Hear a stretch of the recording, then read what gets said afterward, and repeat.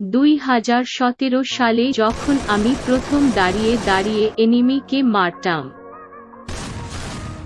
2018 সালে যখন আমি প্রথম এনিমিকে হেডশট মারতে শিখি।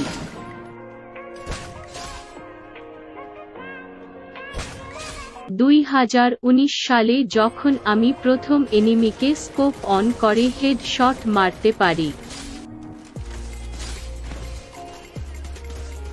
2020 সালে যখন আমি প্রথম নিজেকে নাঈম আলমের মতো MP40 লেজেন্ড ভাবি। 2021 সালে আমি তো ওয়ান্টেড কিং হোয়াইট 444 হয়ে গেছি। 2022 সালে তো B2K ভিনসেনজো সবাই আমার কাছে বাচ্চা। 2023 সালে আমি কি নিজের চোখে দেখো। মার